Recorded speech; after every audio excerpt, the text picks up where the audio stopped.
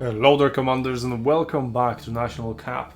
We are on the second battle between Russia and France. We are on Salernum, not Teutoburg Forest, so the French team, most likely French team, electing to go for Salernum rather than Teutoburg Forest. That has been their choice so far, but maybe they have found that it didn't work for them so far, so they have changed to Salernum. As we have also screamed against the French team on the Salernum map, so they may feel quite comfortable in there. So let's see what both teams are doing. The French team, the red team, is pushing quite heavily in the city, and they're going to be met only by one player of the Russian team over there.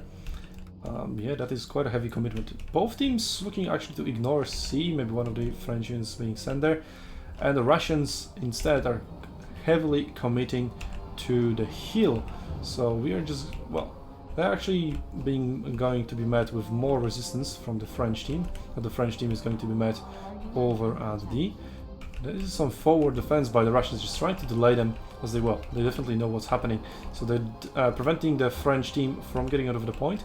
But they're also not going to contest them really on top of the point, other than with that one unit of Sula infantry. Well, Sula infantry can hold quite for a long time unless it's being flanked, and applying flanks inside the city is much harder than it is over here on the hill. The French team is now realizing what's going on. Well, they should have really, since they have sent so many units into the city themselves and only left very few on top of B, or not on top of B, but just ahead of B, and now those units are going to be stopped ahead of B, not even being able to contest, as the Russian team is just going to walk through onto B. Quite a big misplay by the French team, essentially just giving away B for free. They're already contesting D, but that is it. It's contesting, not capturing. As well, the pikes, those are Leonidas pikes as well. So hold the line. Sula here holding them frontally. Very difficult to flank here in the city, but the Russian team has only 2 units over here, so they cannot close all 3 avenues of attack. French team also just brute forcing their way through. That's what I like to see.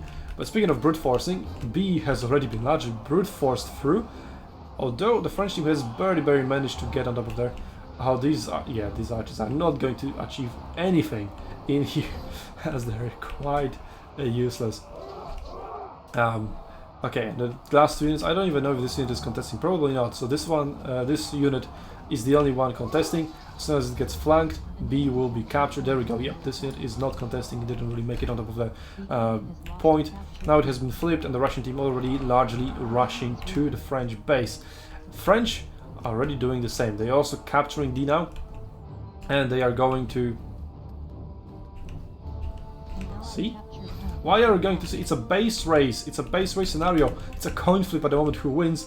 And well, the Russians are definitely faster on that rotation. D hasn't been captured yet. B already captured 10 seconds ago. Russian team already inside the base of the French team. So yeah, quite a big misplay here by not contesting the point properly. Russians did a much better job. They knew what was happening, and French looks like they're just not aware of what's happening. They're trying to capture C while they are in a base race scenario. So yeah, quite a big misplay. So now that they have realized there's no way they are going to capture the Russian base faster that the Russians are going to cap theirs, they need to recall back their base and try to defend. But they aren't. They aren't. And the Russians have the units inside their base, able to, well, not really stop them from getting on top of it, but able to contest ever so slightly and delay the French progress. Doesn't matter, they have 9 units and counting inside the French base. The archers are just, yeah, maybe we'll back up B. That's actually a good idea. That's really the only thing you can do. But your archers, as long as there is 1 unit of infantry, which you know there is, you're not going to get it. Yeah, so this is a victory for Russians. That was fast. Yep. I did not expect that, and I don't think the French did either.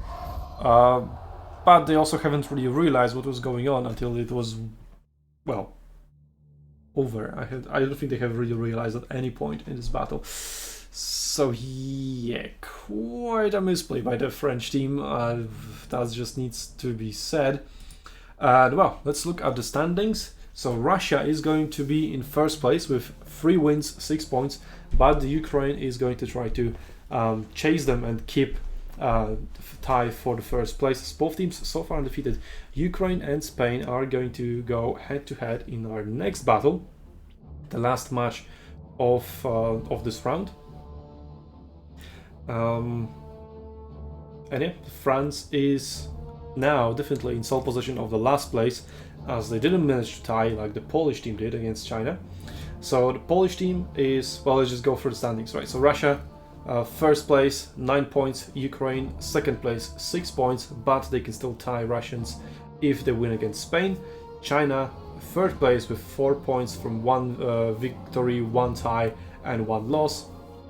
Spanish team, fourth place with 3 points, 1 win, 1 loss. And if they tie against Ukraine or win against Ukraine, they are going to either, well, match China again or even tie Ukraine, or even win, because the head-to-head will be in Spanish favor, I guess. And well, France and Poland so far locked into the 5th and 6th place, so that we're going to stay until the next round. But we still have to go through Spain and Ukraine, so that is next week on Friday. And well, if you want to help us bring the war back to the West, you already know what to do in that time. But until then, I'll see you on Arenas Battlefields, Commanders.